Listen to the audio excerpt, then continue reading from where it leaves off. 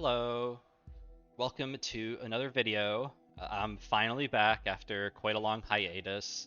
Finally got a good recording space, and I got the time to make some videos, so thought I'd start up making some more videos on some higher level concepts, specifically in Fog for now, but probably branch out into a couple standard things in the near future. I have some plans about some CO matchup guides, um, and generally just some higher level concepts that I haven't seen be talked about elsewhere. So, hope fingers crossed that I can get to it while I still have some time. But today we're looking at a match between myself and Starflash 250 on the map The Hills Have Eyes. I really want to focus on damage races and how to play them out effectively, because this map is actually quite a damage race map. You've got one base here on the weak side, and it has to supply everything to this front over here by just one lander. Now, what makes this specifically a weak side, a very, very weak side that makes this a damage race map, is that the base over here does not reach the landing point here in one turn. So if you were to build a tank, you go 1, 2, 3, 4, 5, 6, and you'd reach here, and then you would have to use another tank turn to reach here. So generally, your units that are made out of this space will head towards the center and do a center fight, since the center is still very important for being able to control where you can go. Since if you control these two properties here in the center and can sit vehicles on them, you have the ability to go and defend your weak side if you're purple here, or you can go and make a very aggressive push to completely destroy this side, and it cuts off the ability for the red player to effectively do either of these options. So it gives you a big edge. So generally, the center is very, very important, unless the game devolves into one player rushing down and sending everything this way to crush, and then the other, they handshake, and then you get both sides destroyed, and then at the end you're going to come up to the middle, and then you have one big fight for these properties in the center. So because of the disparity of production, with this basically being 1/2 production, since you can only bring a unit every other turn, one unit every other turn to this side, you're never going to outpace even just the normal production of this one base over here, but also the second base here can make a swing this way, and you'll quickly lose the unit count, and then it makes it very difficult to defend. So I'm going to get straight into the match, going to skip through some of the first turns, general capping. One interesting thing to note is that when Starflash brings his first infantry over to his weak side, he actually goes for a skip on the early properties and decides to instead go for this forward property. Now, this has a advantage of being able to do a capture chain backwards, so that his infantry is in less danger later on, and it also protects against recon aggression, so it's actually kind of a cool move. I haven't really ever done that in my own games, but I thought it was interesting to point out. Problem with capping these forward properties, though, is that you will lose them very quickly, and you probably don't want to contest them, since contesting properties that are further back on this line are much easier, but once you get further out to this property, it becomes pretty difficult. So this one usually is without contest, pretty clean up pretty quickly. And Starflash starts out with an artillery. Now this is a pretty interesting build, but it also makes sense for a damage race map and what he is going to be going for. He wants to move this artillery in secret so that he can start a slow push against my forces, and that if I ever bring a tank or anything up here to protect or fire against his own infantry, that he'll have some free hits, and can just slowly, with his unit lead, take out my units, and I won't have many answers besides copters, at least initially. So, and copters are not going to be in the early game, so that's a very smart move here. I decide to go for pressure in the middle, so that I have that flexibility of being able to either go towards my weak side and protect that, or if I see that there is less pressure on my weak side, I can go for an aggressive option and go for the weak side of my opponent. So um, personally, I'm in the favor of putting in center control first, because I think if you lose the center priority very early, it can be very hard to recover that. But we'll see the advantages and disadvantages of both play styles. So we're going to move ahead a bit. Starflash goes for a recon in this position, so basically it backs up the artillery.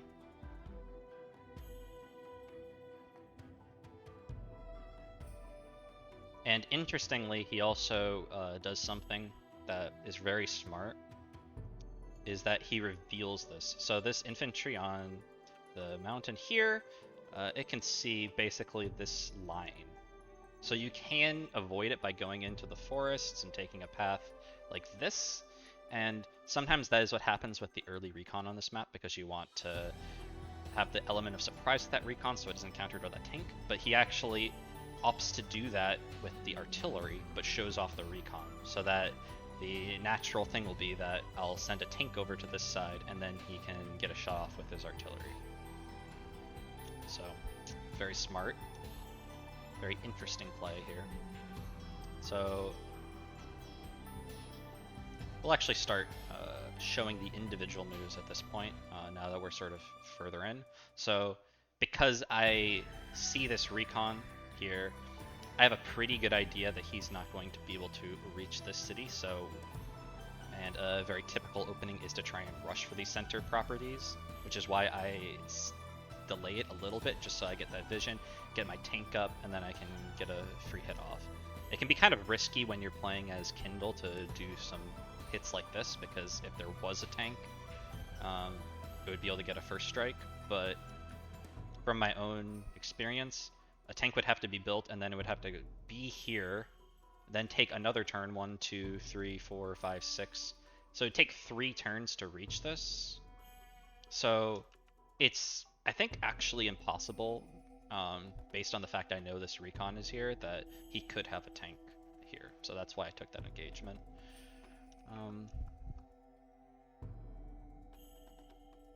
But this is just sort of typical early game.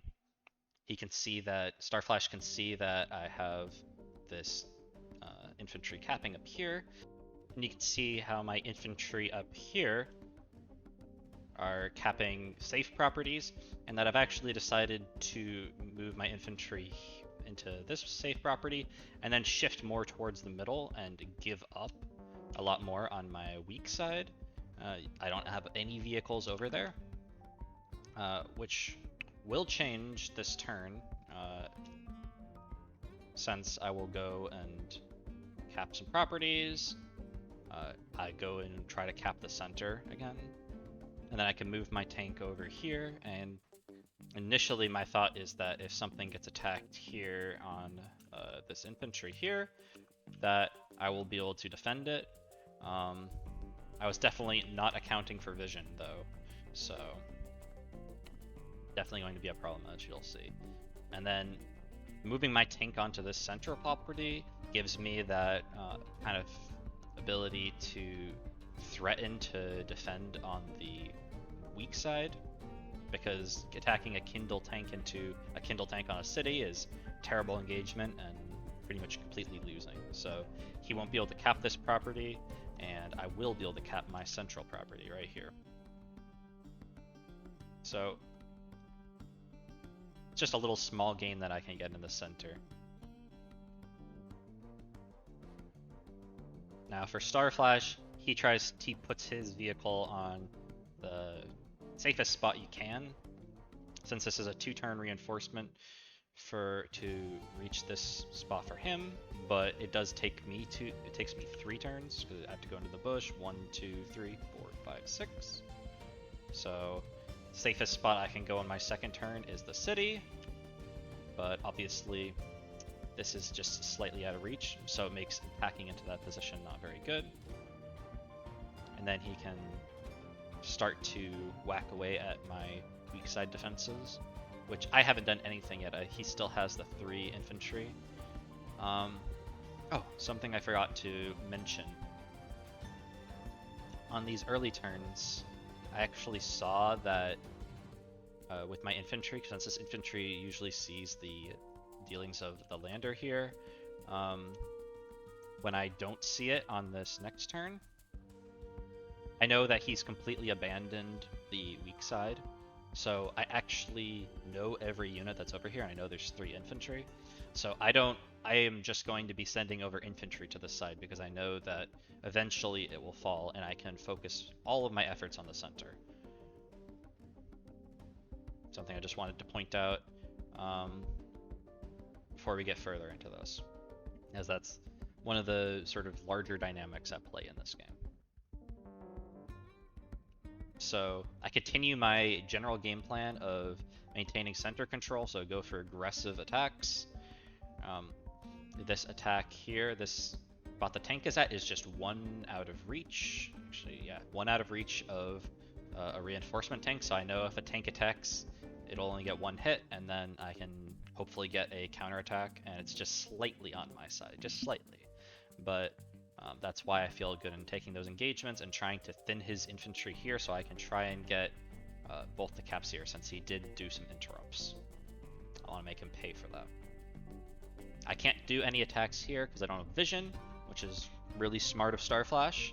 So instead I move my tank into a position that allows it to reinforce into the center fight if I want to, but it also protects this property from being capped, since I'm fairly certain that he won't have some answer to it. And then this property on the side over here was something that Starflash capped earlier, but as you can see, it's very quickly is going to fall in my hands since he doesn't really have an ability to fight for it. So turn keeps going, and Starflash smartly does not engage onto these tanks because he does know that that would be an overextension and something that I would easily win in the long run. He wants to create a ability to reinforce and have some center presence, because if he loses that, he will lose the game. So both of us are trying to race to see who can get the properties. Right now, Starflash, I know, is making this side over here a very strong side because he can use this lander to boost vehicles further up. So it makes attacking this side much more appealing, attacking my weak side. And I make an interesting decision here. I actually decide to interrupt. The reason being is I don't know this artillery is actually in this area. It's a smart build because I actually very rarely see this, but the logic behind it was that if this was a tank, if it's a tank-on-tank engagement on a shoal, I'll just run back, whatever. I've still interrupted this cap for at least 2 turns, or I force an infantry to join cap, which will decrease the ability to capture the rest. Or he has to get off this tile completely and kill my tank off with another tank. But because I saw the tanks here in the center, I figured that his entire force was just a center fight, just so that he could brawl me out in the center. But the artillery build is super smart because not only is he able to then kill off this tank, but then he's also able to continue capping this and continue his slow push. So I would say quite a blunder by me, to be honest, that move. Though I do still, I think I still would probably go for it again if I had the opportunity. Now, when you have a sort of a blunder moment, you have to ask yourself a couple things, because oftentimes a loss of an early game tank can pretty much lead to a pretty early surrender if it's completely unanswered, because this it almost has no value. And it would basically mean that Starflash would kill my weak side much faster than I'd be able to kill his. So I opt to completely all in on a weak side defense, since I know that his weak side is unable to be it's unable to be reinforced by that lander. So any reinforcements would have to be via land, which is an extremely long route. And the two ways to fight an artillery is one, to just try and move to a different location, but the other is to completely overwhelm the artillery and make it so that when it shoots, it gets a good hit off, but then it will take some damage back and be killed. So it'll end up being sort of more of an even trade.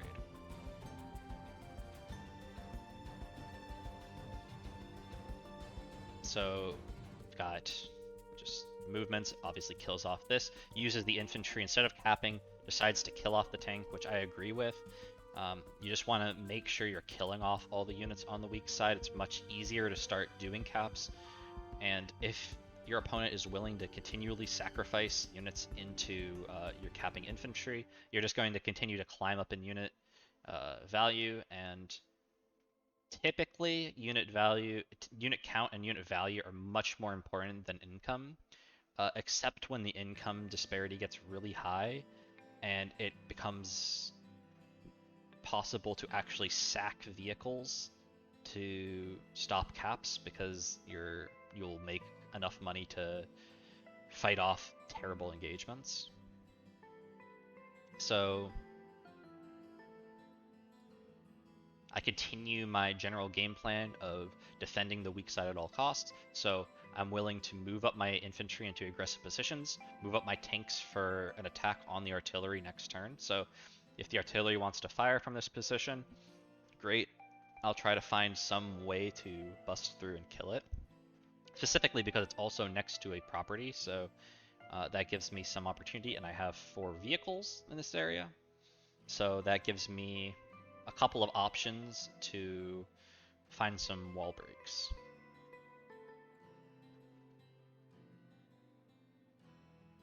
So Starflash opts to go for the kill there, and then he makes his wall in this position, and this is a really good wall that he makes. You've got tanks on defensive terrain, so forests, cities, or silos. This tank is out of vision, but I probably wouldn't go for a hit on this anyway because it's in 2-turn reinforcement, so definitely do not take engagements there. But now my thought process when I start this turn is, if I can kill off this artillery, I feel like I can win the game. The reason being is that if I was able to dislodge the tank that's on here and then get a city hit onto this artillery, it would make his push onto my weak side a lot slower, because he wouldn't have that guaranteed ability to kill off tech units, and then I would be able to go with like medium tank here, drop it off, 1 turn, I can move it in and it can get in straight into some action. So I think it would be really strong to get that off. As I said at the start, you want to have, if you're defending your very weak side that is being damage traced, you want, as a defender, to have some type of unit that cannot be countered by your opponent, and either that's copters or heavy tanks. So at the start, I was thinking that I would go for more like heavy tank option if I could get rid of that artillery. So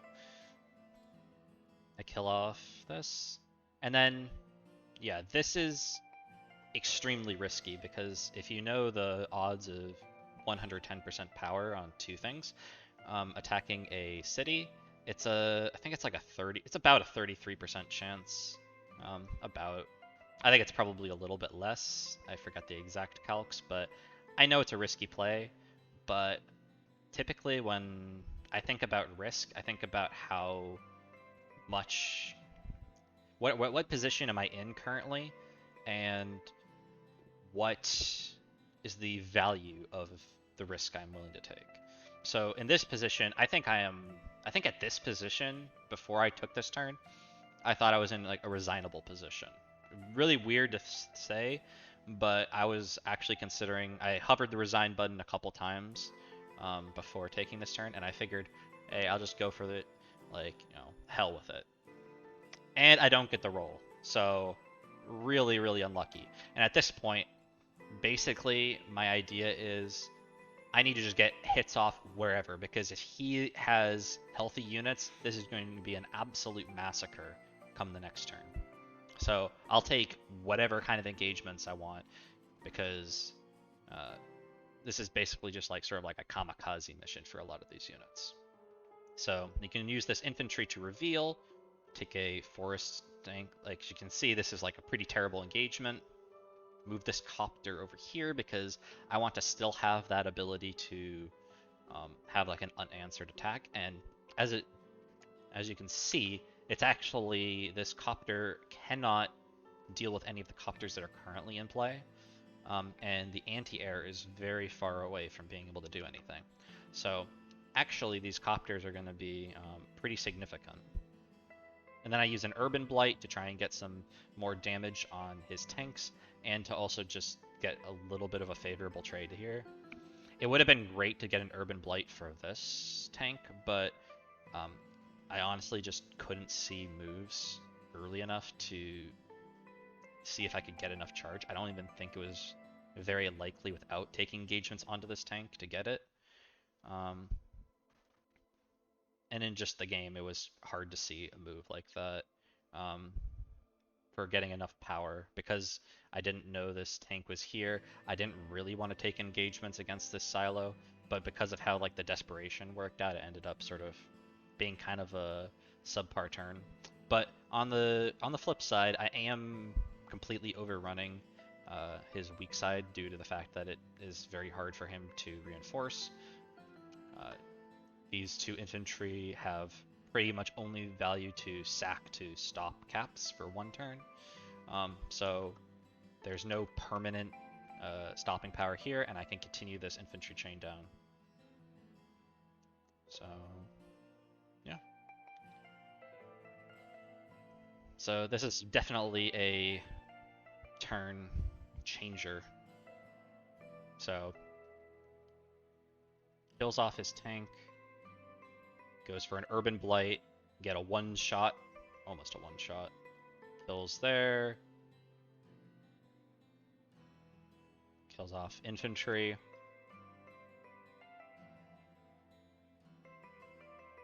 And the outlook of this position right here just looks super grim. I have a tank that I just recently put on the front line, and then two copter. Well, I have like a copter chain that's coming in, which is sort of my one saving grace. So I'm kind of hoping for something at this point. Use the Urban Blight to delay the caps on the weak side. So I'll continue trying to pressure that, as that's the only thing that I have going for me right now, is trying to win this damage race, since his entire game plan is to put every resource into destroying my weak side to get a unit to get unit kills and win out on there, and to basically go even on capturing. Since if we then get to a late game where I've killed off like very few units, but I've captured this a little bit ahead of him, and he's captured this maybe like 1 or 2 turns after me, but he's killed off like a significant more in value. When we get to the part of the game where we're fighting in the middle, it'll be very difficult to overcome a larger force with just a smaller force. So this turn for me, I decide that I'm going to test the waters and see what his copter defense is looking like. So I'll take some engagements that are pretty risky, because I know the situation is pretty dire, and as I said, you want to take risks much more readily when you think you're behind and it's really the only way out. So you're just playing for your outs. These two copters If he's able to attack them with anti-air, I know he will. If he's able to attack them with a copter, I know he will. So that'll give me a good idea, if he can't do that, how much air defense he actually has. So my plan is to gamble on that and to go heavier into copters. I decided to also use a medium tank to try and stem the bleeding a bit, since I know he has artillery, but there's only one, so he has to move it around, and it would take a little bit of time. There's nothing else I saw in the area that was able to fight a medium tank, so I figure it might be able to save me a couple turns. Here you can see that I am definitely ahead in terms of capturing the weak side, since there's really no way to stop these caps. And Starflash does make a blunder that sort of helps me come back into this game, which is that he just goes straight for the farthest away unit to hit the infantry here. And he doesn't realize that there was a copter waiting straight on top of this property, and there is no unit he can use to kill that off. So he takes a couple good engagements, kills off as many supporting units as he can, and then he also tries to surround this copter and kill it with infantry and another copter. Ends up not getting the rolls on it, but that doesn't really matter too much. It's dead copter. Moves this anti-air up. He can't move it he can't move it as far as he would like, because if there is a tank in range, which he doesn't know about, and it was able to snipe this anti-air, the air situation would get even worse for him. And he already knows that this copter is probably going to take a pot shot on this, so he just needs to keep it in range of this copter.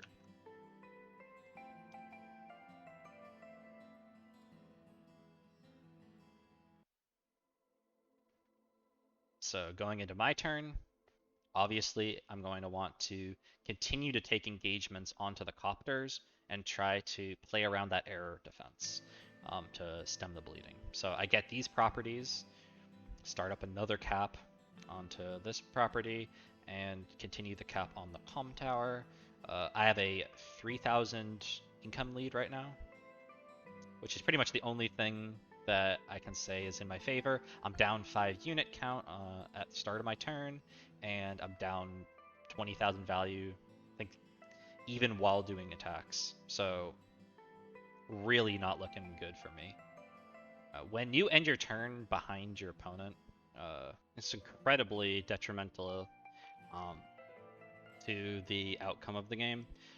Though it was pretty hard to tell the income or the lead that either person had while playing the game, since I generally would have an income lead, but Starflash would have a better KD, so stats are not everything, and a lot of the time you can be misled by who's in the lead.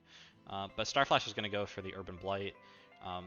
Pretty obvious reason why is that he can stop this cap on the comm tower, and that all my capping infantry in the weak side were on cities or properties on that turn. So really, it's just sort of like a last-ditch defense. It also weakens up the copter over here, and that'll make that a free copter kill when he can get his own copter into the area.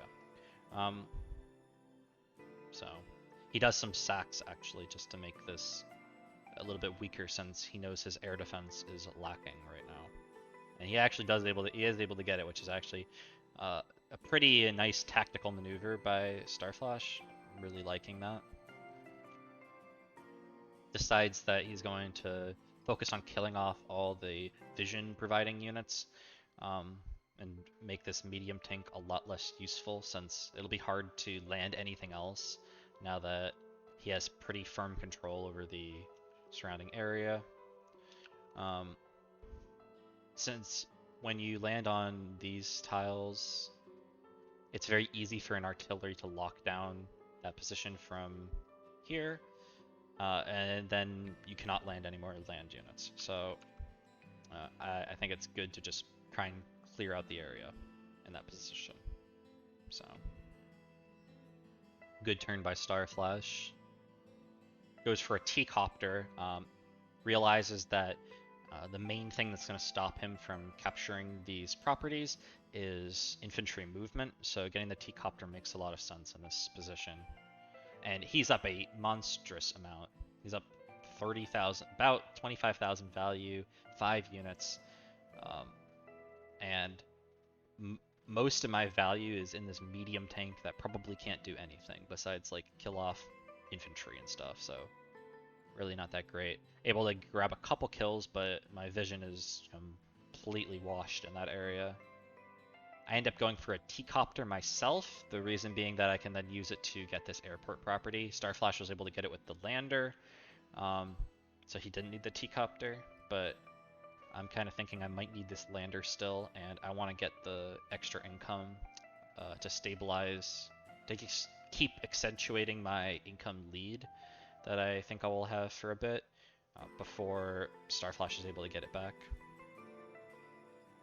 At this point, I am generally abandoning any other reinforcements on this side, because I know that there's an anti-air that will probably be very difficult for me to kill off, and I know there's an artillery, so there's pretty much nothing left that I can do to defend it. So at this point, you just want to kind of like lose gracefully.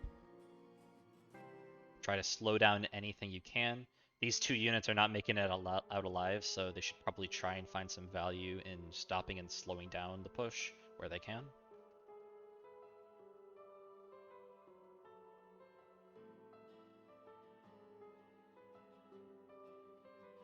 So I'm able to get property here. Urban Blight comes down to try and stop these properties. So this will slow this down another turn. I use the infantry to sack into his infantry to slow down. Join cap onto this comm tower so I can get it next turn, so I can get that 20% firepower. Bring my Black Boat to refuel while the Urban Blight is on cooldown, so I don't pay any charges. And then I go for this sneaky cap while I'm currently under Urban Blight, since interrupting that with an infantry would be disastrous for the infantry. So it just gets me a little bit of extra value that I wouldn't have normally gotten. I don't expect to get this property here. Now, my general game plan at this point is that I know that Starflash's side here is going to completely wipe all my units over here. All the copters that are stationed there are going to die if they ever go in for hits. And I basically want to build a strong mid force here while Starflash still is preoccupied here.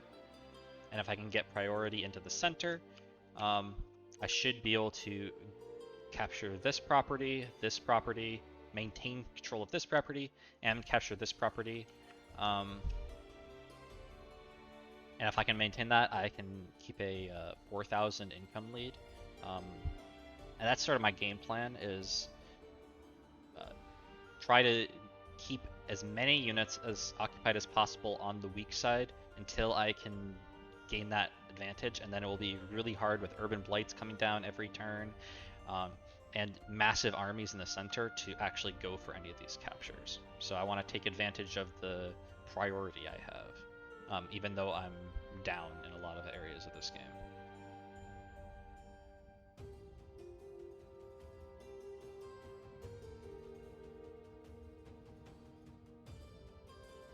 Starflash does interrupt. Slowly is moving his force to protect the caps that he's going for. I get the comm tower, I go capture the port. Now there's nothing left. This is the turn that I completely destroyed his weak side. I actually go for a kill onto this infantry so I can try to reduce some vision, because this turn I go for a battleship. Now, this battleship is pretty interesting because it's definitely not a value battleship. You're not going to get the 28,000, and in fact you're actually going to be paying tons and tons in repairs for the battleship. So there's a lot of reasons to say that it's a pretty terrible purchase, considering you know there's an artillery that can get into a forest and just fire on this for free. But I figure this makes it so that he can't capture the port. he also can't capture the bomb tower or this property the medium tank is on, and it might be able to get some free pot shots on units that will force more units to surround the battleship in the following turns. So I figure maybe it's a good idea.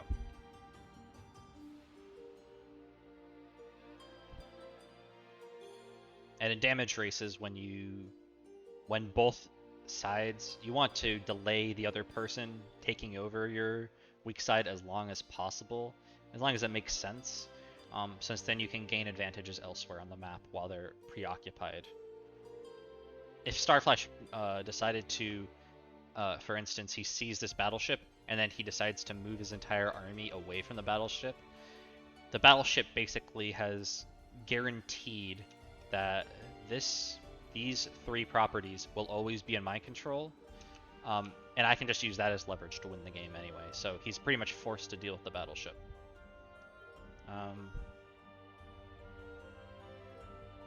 And as you can see, Starflash does decide to invest his units to continue to assault the weak side, and he can't really pressure the middle as much.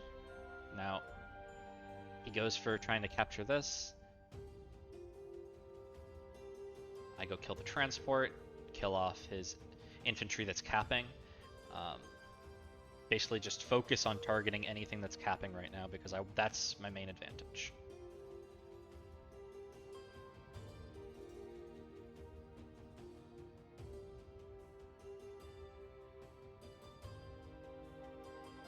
So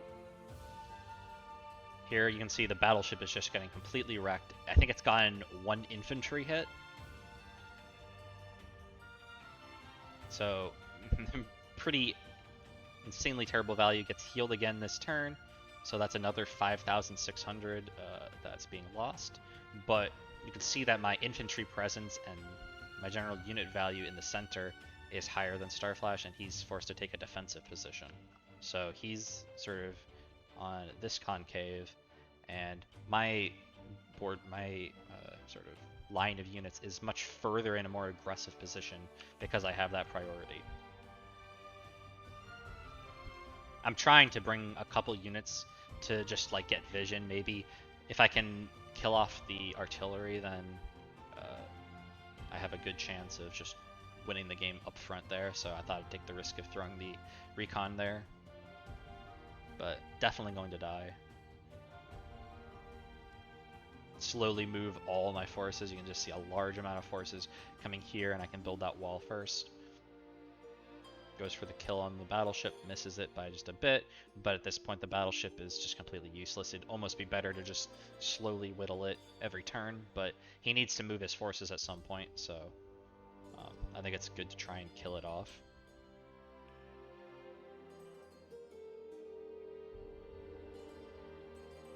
And I think one thing that is pretty interesting to look at if we open the stats, looking at the KD, pretty heavily in Starflash's favor.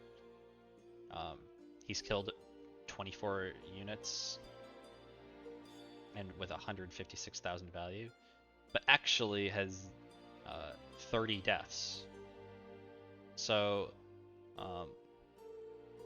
it's been a lot of copters that I've sort of had to sacrifice in order to get to the position I'm in this damage race. As you can see, just continually put pressure with air units. And whenever you come in with air, you want to come in with a lot of air, because then they won't be able to have as many engagements that work out. And if they have low air defense, which in this case happens to be the case, you only lose 1 copter and you get 3 copter hits. So always go in with a large amount of air pressure when you do go with air pressure.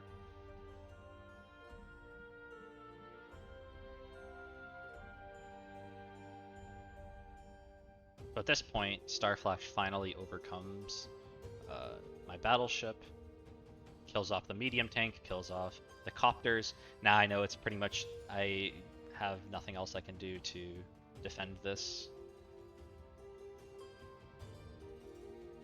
But as you can see in the center here, I've done what my objective was. I captured these 4 middle properties while Starflash was preoccupied because I won that damage race.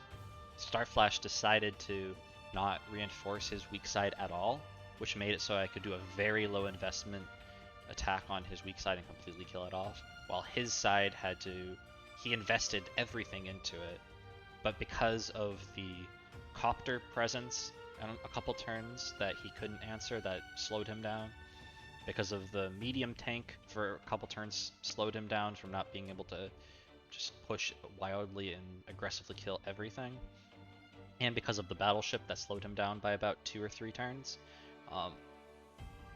I was able to get this center and build my sort of offensive in a line here that makes it very difficult to get this income back.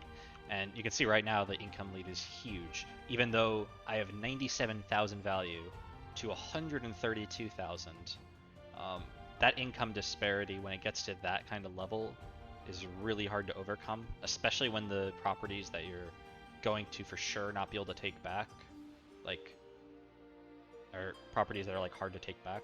These 4 properties in the center are extremely difficult to take back if there's an ongoing fight, since there's Kindle Urban Blight, and then there's also just the general the general full one army versus another. You're not going to be able to do anything about that. So I'm gonna skip through the rest of this game, because basically what this turns into is one big army fights one big army, Deathball versus Deathball, but it doesn't matter how much value Starflash has whenever it starts my turn, since I'm player 1, this is basically the start of this turn. I'm still down 20,000. We keep going back and forth, and every time it comes back to my turn, I'm usually down about 20,000 value.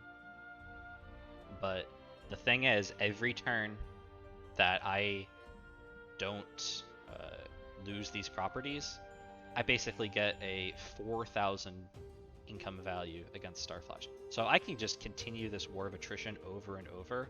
And so at this point, Starflash did his super just for style points. Then he ended up resigning. So to review the key aspects of this game, when you're on your weak side, you want your defense to either be very efficient and low economy, so things like a bunch of infantry walls with the artillery sitting in a forest. That gives you a very hard to break defense, but doesn't cost you a lot. Or you want to try and utilize a high amount of vehicles like copters that require a specific unit, and then bank on the fact that your opponent is low on that specific counter. That can also relate to the medium tanks, or heavy tanks that you can bring over to that side. And as the attacker, you always want to have enough of those types of units that are counters so that you don't run into that problem. Starflash's main problem this game was air control. If you had a anti-air in place to kill off some of the copters when I first sent them in to defend, it would have probably been a game ender, and he probably would have won the game on the spot there. The fact I took the risk and it ended up paying off was just a little bit lucky on my part, but it also shows that it is one effective way to defend these these weak sides in damage race maps. So I hope you're able to learn something here, and I'll see you in the next video.